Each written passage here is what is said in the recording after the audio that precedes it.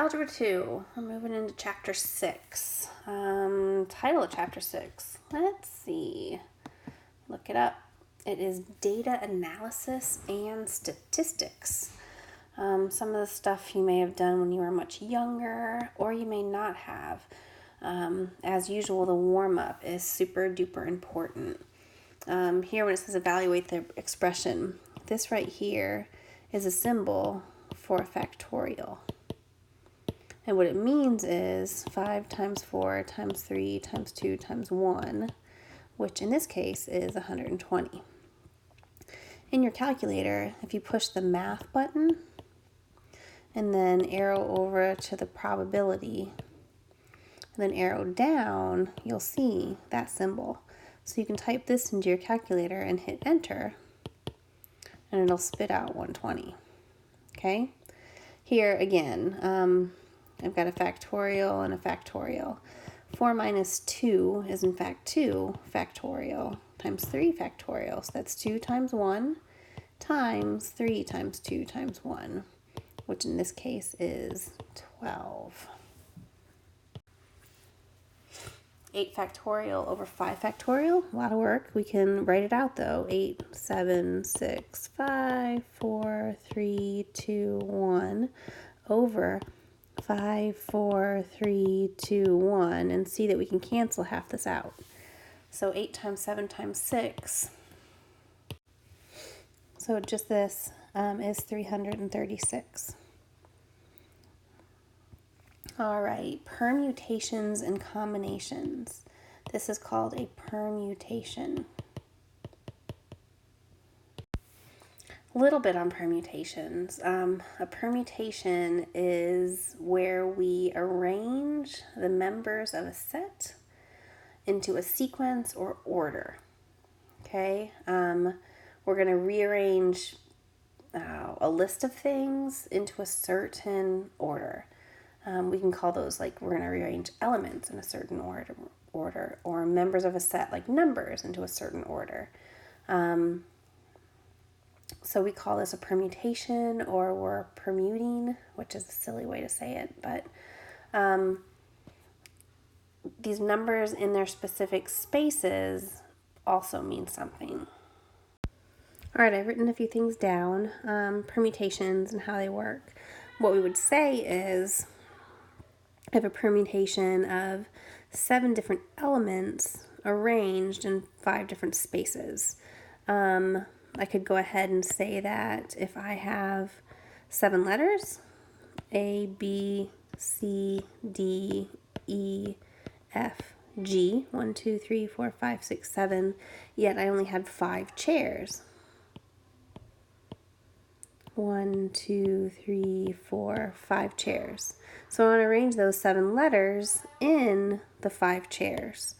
So how many different letters could we put in the first chair? We could put 7.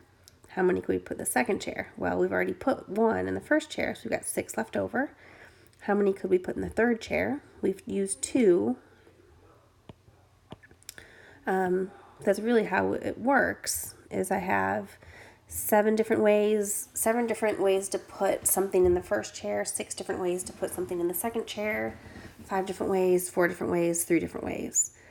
So we really, for an answer, can say 7 times 6 times 5 times 4 times 3. 7 times 6 times 5 times 4 times 3. That gives me 2,520 as an answer, which if we use the formula, I have 7 different numbers over 7 minus 5. Okay, 7 minus 5 is 2. So 7 times 5 times 4, 3, 2, 1 over 2 1s. We can cancel these out, and that is what we're left with. Oh, I forgot a 6. Sorry. 7, 6, 5, 4, 3, which we computed to this. So this example up here, we didn't use the formula. We just noodled it through. Down here we used the formula and we got the same answer. Okay, so It's really interesting to noodle it through so you actually understand what you're doing versus the formula. And how many ways can 6 people line up to buy tickets for a movie? That is also a factorial, which if you multiply it, 720 different ways.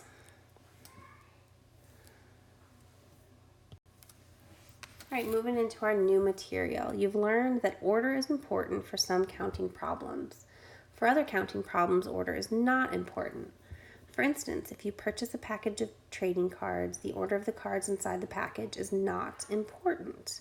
The combination is a selection of R objects from a group of N objects where the order is not important.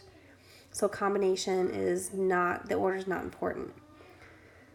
So combinations of N objects take an R at a time. The number of combinations of R objects taken from a group of N distinct objects is denoted by NCR and is given by this formula. So this is the formula we need. Okay. A standard deck of 52 playing cards has 4 suits, spades, hearts, diamonds, and clubs. I couldn't remember clubs. I had to push pause and think about it some more. So a standard deck of 52 playing cards has 4 suits, spades, hearts, diamonds, and clubs, with 13 different cards in each suit.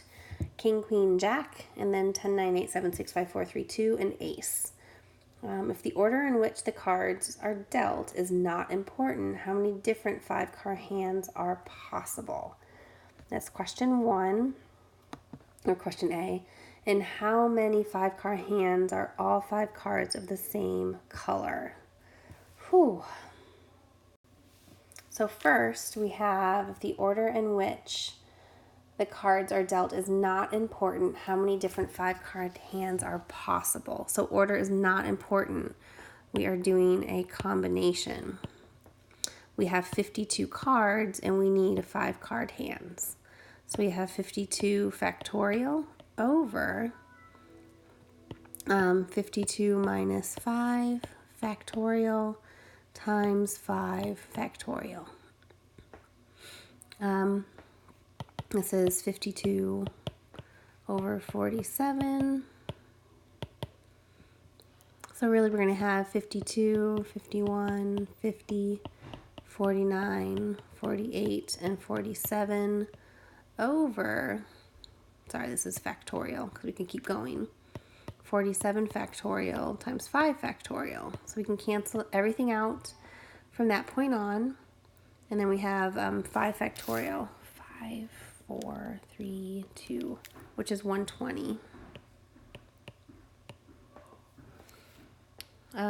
Let's do that math.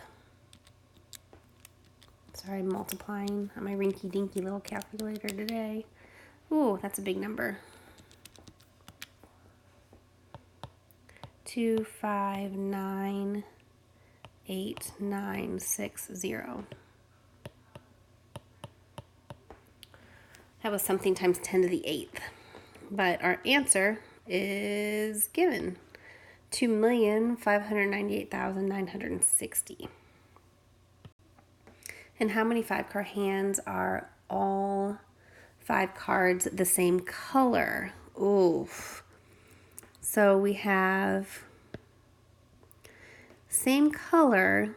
I have 13 red cards, 13 diamonds, 13 hearts, which is 26, or 13 clubs and 13 spades, which is 26. And how many 5-card hands are all 5 cards the same color? So we would need 26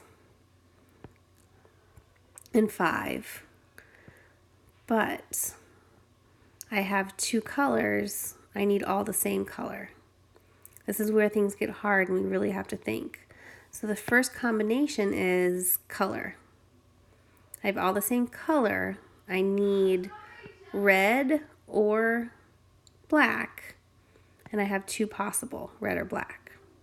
Here I need 5 cards with all the same color. So we're going to go 2 factorial over 1 factorial times 1 factorial times 26 factorial over 21 factorial and 5 factorial. Here's where you might want to start using that math button. So hit your math button on your calculator, go over to, probability, and look for the exclamation point. But here we're going to get, 2 over 1 times 1 times 26, 25, these are on multiplication, 24, 23, 22, and 21 factorial over 21 factorial times 5 factorial. So these can cancel out. And I did 5. I've done 5 a few times now. 3, 2 is 120.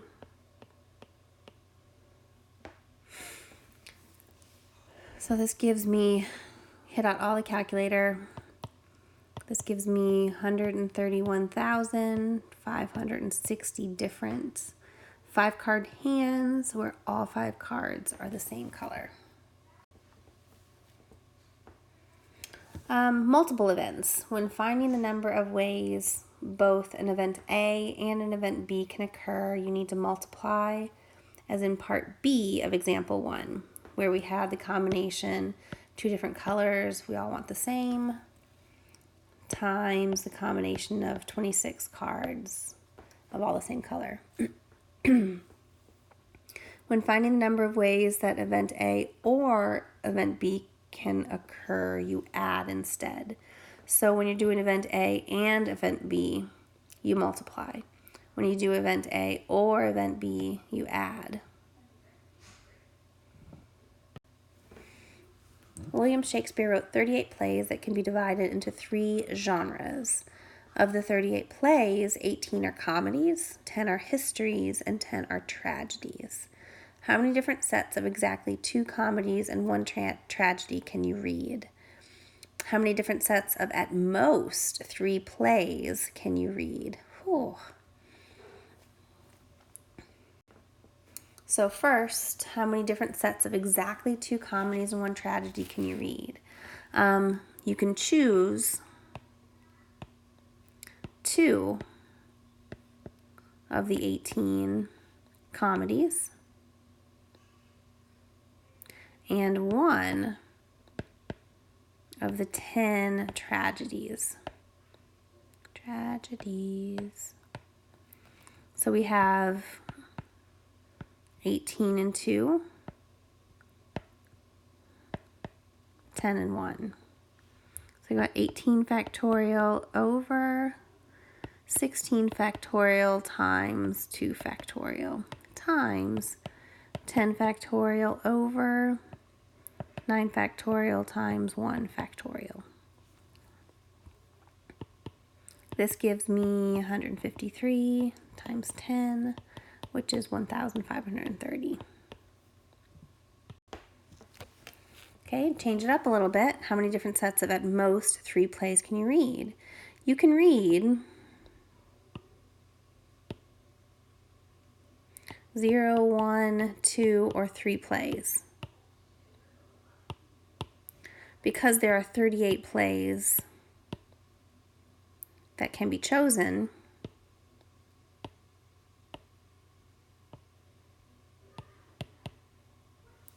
the number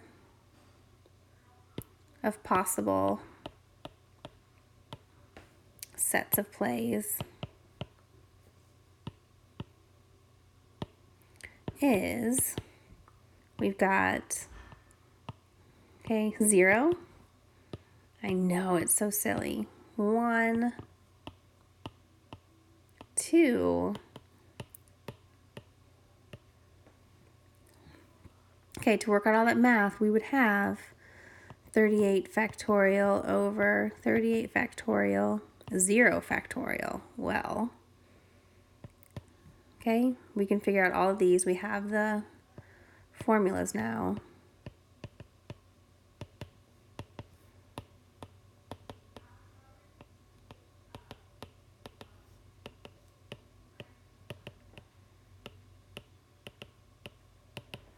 Okay, All of that math right there gives me 9,178 different combinations.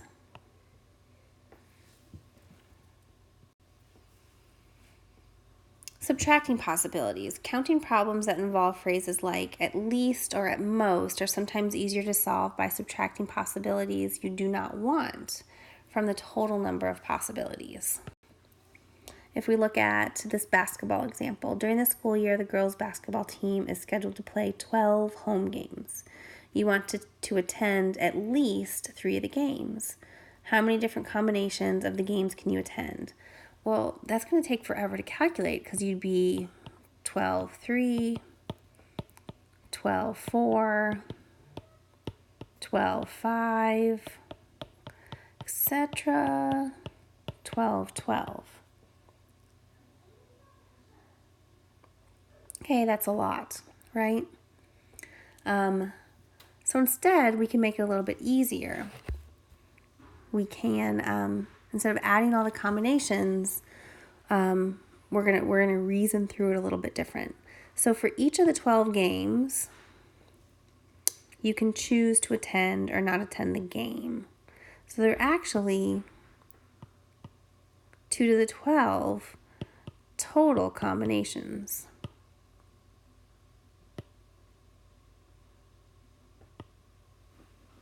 If you attend at least 3 games,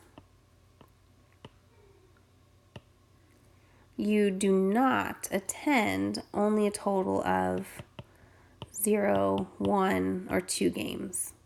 So the number of ways you can attend at least 3 games is 2 to the 12th power minus 12 combinations of 0, 12 combinations of 1, and 12 combinations of 2. Okay, much easier to figure out.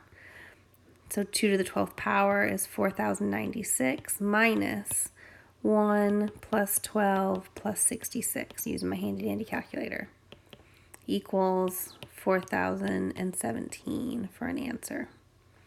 Okay, reasoning it out, it's much easier to do subtraction from the total versus addition of all the pieces and parts. Okay, find the number of combinations. No thinking necessary. We're going to do 8 factorial over 5 factorial, 3 factorial. Cool. Let's try another one.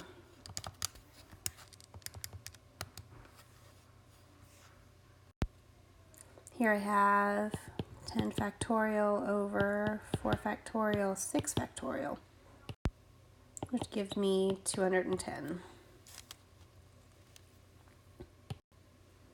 Okay, try these two. All right, there you go. Those are a lot easier than the word problems, I know, but we need to understand the word problems because they're actually more important. What if, in example 2, how many different sets of exactly 3 tragedies and 2 histories can you read? I'm going to go back to example 2 and read it. I'll be right back. So I went back and looked at the problem, and there are 10 tragedies and 10 histories total for all the 38 plays. Well, a total of 38 plays that Shakespeare wrote. So what we're going to do is we have a combination of 10 tragedies we want to read 2 and 10 histories, and we want to read 3 and we want to read 2. So that's what we're going to calculate. We don't need that anymore. So go ahead and calculate those 2 and multiply them together, and that would be our total. I'll be right back. You've got 5,400 sets. Moving on. We're getting all kinds of stuff from this section of Chapter 6. Here we have Pascal's triangle. If you arrange the values of your combination of n and r in a triangular pattern in which each row corresponds to a value of n, you get what is called Pascal's triangle. Pascal's triangle is named after the French mathematician Blaise Pascal, who lived a really, really long time ago. If we look here in the key concept box, it explains it a little bit. Pascal's triangle shown below with its entries represented by combinations and with its entries represented by numbers. The first and the last numbers in each row are 1. Those are all 1s, right? Every number other than 1 is the sum of the closest two numbers in the row directly above it. So I have 1, and that goes here and here. Okay, 1 plus 1 is 2. 2 plus 1 is 3. 2 plus 1 is 3. 3 plus 1 is 4. 4 plus 1 is 5. 6 plus 4 is 10. Get it? Okay, it's pretty cool. I can form lots of little triangles with all of the big triangles too. That's how Pascal's triangle works. And if you calculated all of the combinations here, the combination 0, 0 is 1. Whenever you have the same, your n is the same as r, your solution, your result is 1. See it? Okay, but we don't need to see all those circled. So this entire diagonal and this entire diagonal are all 1s. And then we have 2, 3, 3, 4, 6, 4, 5, 10, 10, 5. That's a neat pattern, right? Let's try to work one. The six members of a Model UN club must choose 2 representatives to attend a state convention. Use Pascal's triangle to find the number of combinations of 2 members that can be chosen as representatives. Okay, so what we're looking for here is a combination. 6 members, but we only want 2. So we're going to write the 6th row of Pascal's triangle by adding the numbers from the previous row. Okay, let me pull up Pascal's triangle. You've got it on your previous slide.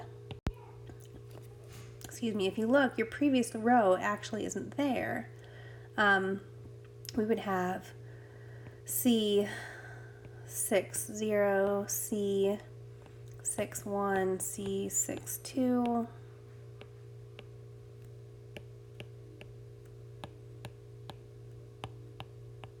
Right?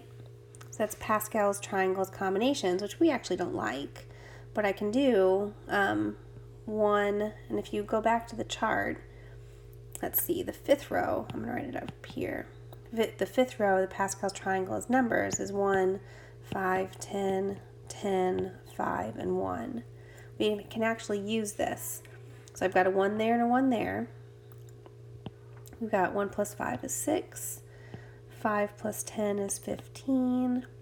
10 plus 10 is 20. 10 plus 5 is 15. And 5 plus 1 is 6. So that right there is our 6th row. 1, 6, 15, 20, 15, 6, and 1. So the value of 6C2 is 15. I mean, it's a trick. I mean, it's another way you can figure it out. So there are 15 combinations of representatives for the convention. 15 different ways you can pick 2 representatives out of the 6 members. But what if, in example 4, use Pascal's triangle to find the number of combinations 2 members can be chosen if the Model UN Club has 7 members? Well, the 6th row we just calculated was 1, 6, 15, 20, 15, 6, and 1. So the 7th row is going to be 1, 7, 21, 35, 35, 21, 7, and 1. So the 7C2, which would be 7C1, 7C, 7C0, 7C1, 7C2 is right there. 21 would be your answer. You can check it with your handy dandy math, but there's 21 combinations of representatives for the convention. We can also use binomial expansions. This one right here, I believe, is more applicable in math as math gets harder. I've actually used this as math has gotten harder. It's very useful. There is an important relationship between powers of binomials and combinations. The numbers in Pascal's triangle can be used to find coefficients in binomial expansions. For example, the coefficients in the expansion of a plus b to the fourth are the numbers of combinations in the row of Pascal's triangle for n equals 4. If you go to the n equals 4 part of his triangle, 1, 4, 6, 4, and 1 are the numbers listed there. So we would use these when we are expanding a binomial. Basically, if we didn't use this trick, you've done this before, you would have a times b, or a plus b times a plus b, which is a squared plus 2ab plus b squared, and then you'd have to multiply it by a plus b, which would be a long polynomial. Then you have to multiply it by a plus b again, which would be a long polynomial. This trick saves us from having to do that. So we do 1 times a to the fourth, 4, we go down 1 with the a's by a cubed, so 4a cubed b, so b went up by 1. The coefficient is 6, our a goes down by 1, a squared, and the b goes up by 1, b squared. The coefficient is 4, a goes down by 1 again, and b goes up. And then that last term is a goes down by 1 again, which is a to the 0, which is just a 1, and then b to the fourth. Okay, this is a binomial theorem. So for any positive integer n, the binomial expansion of a plus b to the n is, you get your Pascal's coefficient, and then you have a to the n, b to the 0, n minus 1, b to the 1, n minus 2, b to the 2, okay, a to the 0, b to the n. Okay, the first term always, or the first variable goes down by 1, the second variable goes up by 1 each time. Use the binomial theorem to write the binomial expansion. If you go back to the chart, that's going to be the third power. We're going to do, x squared, third power, y to the 0, x squared, second power, y to the 1. I've not put the coefficients in yet, I know. X squared, first power, y squared, and x squared, 0 power, y to the third. Oops, I'm out of space. Ah, what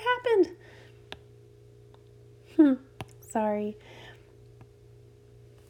Okay, that's a y to the third over there. I did run out of space. Now the coefficients come from Pascal's triangle, where we have a 1, a 3, a 3, and a 1.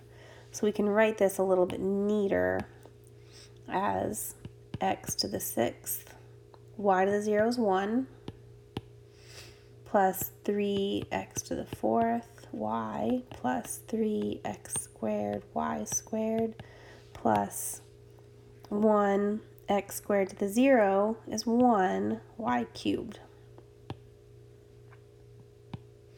Otherwise, we would be doing x squared plus y 3 times, which isn't impossible, just a little tedious. Powers of binomial differences.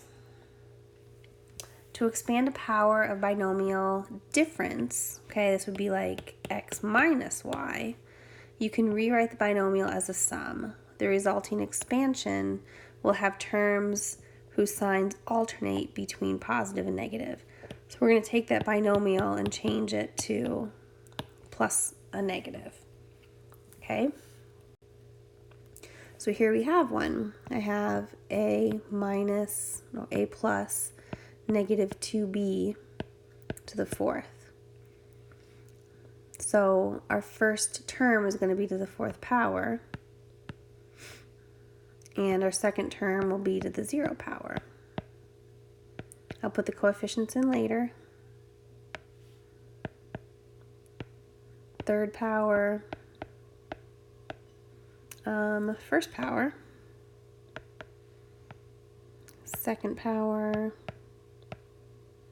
2nd power, I'm going to run out of room, 1st power,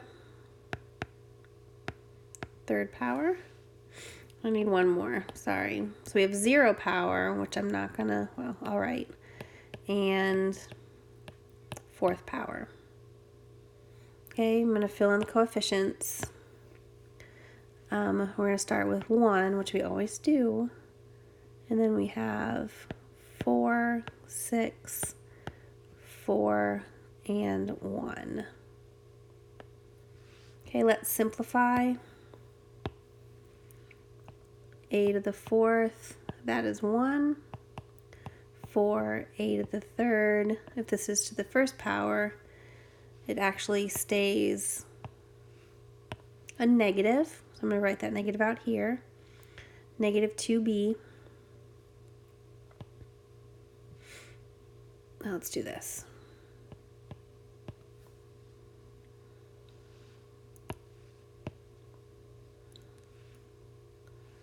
We're going to have to write it twice. All right. A to the 4th plus 4a to the 3rd. If negative 2b is to the 1st power, I'm going to keep it. Plus 6a squared. This squared is going to be 4b squared. Oh golly. Plus 4a. This is to the 3rd power, so negative 2 to the 3rd power is negative 8b to the 3rd power. Okay, that's a 1, and this to the 4th power is 16. I don't know why I didn't know that.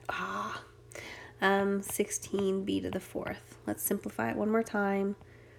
A to the 4th plus, I've got a 4 and a 2, so that is actually minus a 4 and a negative 2 minus 8a cubed b plus 24a squared b squared minus 32a b to the 3rd power plus 16b to the 4th power.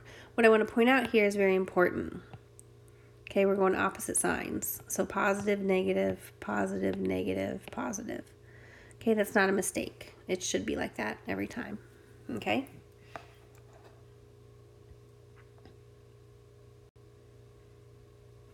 Use the binomial theorem to write the binomial expansion. Oh, 5th power. So my coefficients are 1, 1, 15. I have to go back and look. Sorry, my coefficients are 1, 5, 10, 10, 5, and 1. So the first thing I want to do is x to the 5th power times 3 to the 0 power. I'm going to put the coefficients in last, okay?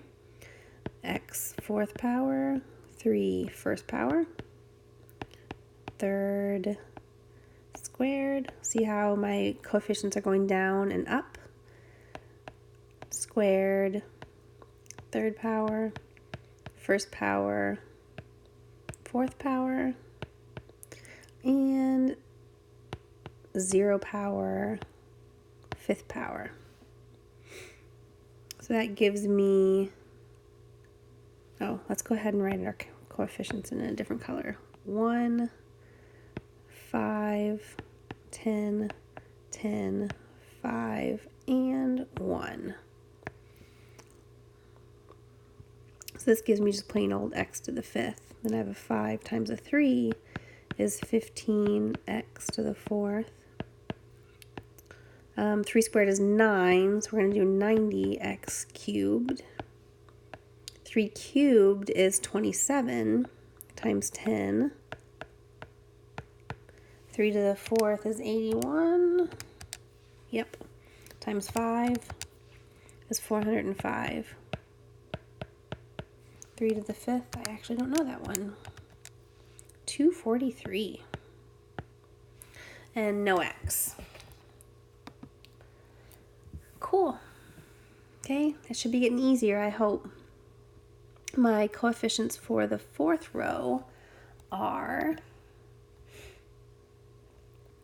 1, 4, 6, 4, and 1.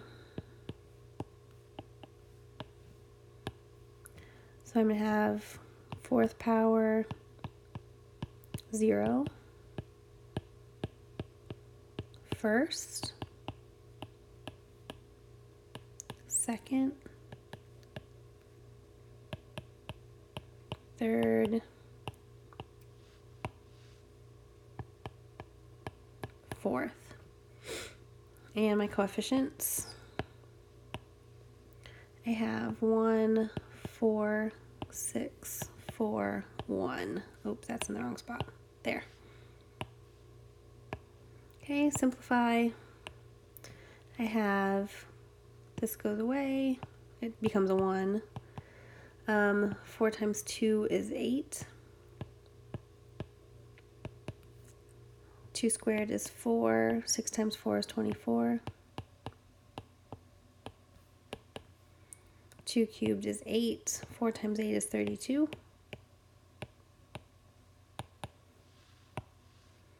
Okay, that's a 1. 2 to the 4th power is 16. Is that what we said? Or 2 to the 4th power. Yep. There you go. It is a lot of work, but it's actually easier than doing it by hand.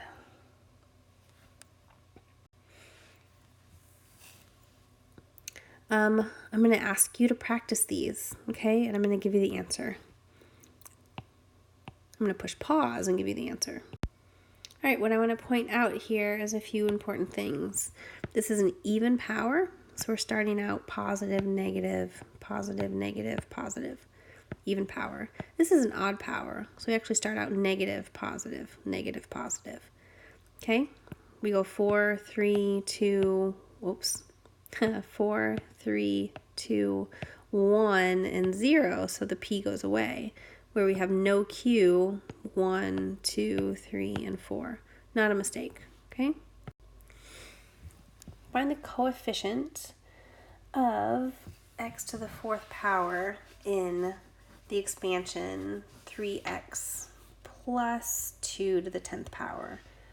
So we are in Pascal's triangle, the 10th row.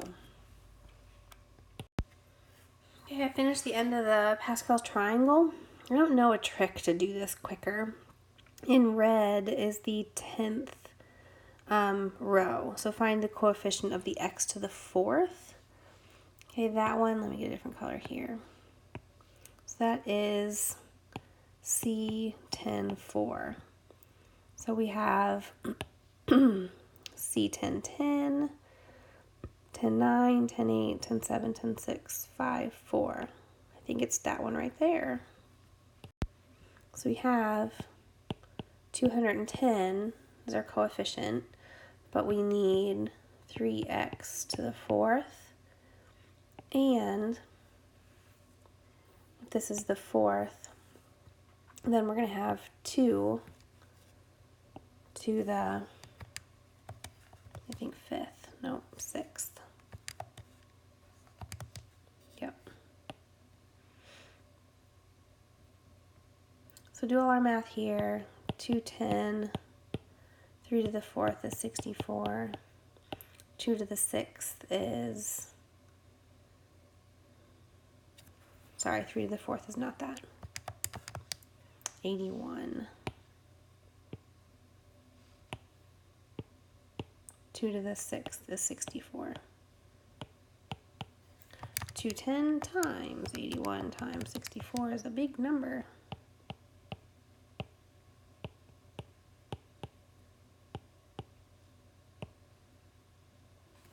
Okay, that was a lot of work, but I cannot imagine doing that 10 times. Okay, so my coefficient is actually that number. All right, find the coefficient of x to the 5th in the expansion of that to the 7th power. So I need to go find Pascal's triangle to get my 7th row. All right, my 7th row is 1, 7, 21, 35, 35, 21, 7, and 1. 1, 2, 3, 4, 5, 6, 7. 1, 2, 3, 4, 5, 6, 7. In that 7th row, this is going to be x to the 7th, x to the 6th, x to the 5th. So this is going to be negative 3 to the 0, negative 3 to the 1, sorry I have a different color, negative 3 squared.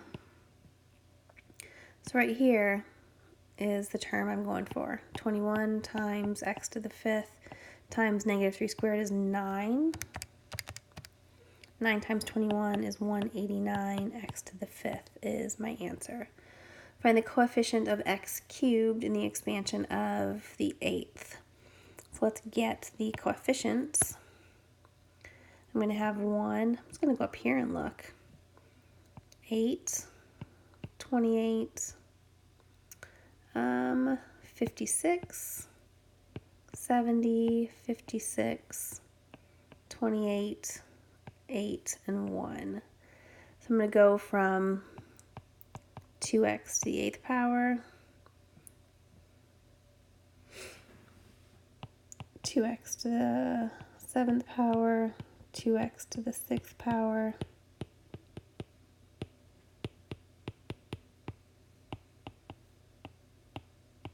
so that's the term we're going for. Now let's figure out the 5.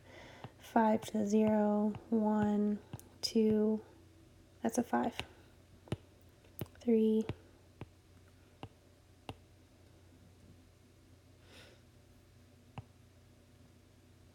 4. Cool. This is the math I need to do. 56 times 2x to the 3rd power, 5 to the 5th power. 3, 1, 2, 5. 56 times 8 times 3, 1, 2, 5 is a big number. 1,400,000 x cubed. Of course, they're looking for the coefficient, which is the number in front of the x. Daily homework quiz. We made it. Nice work, team. All done.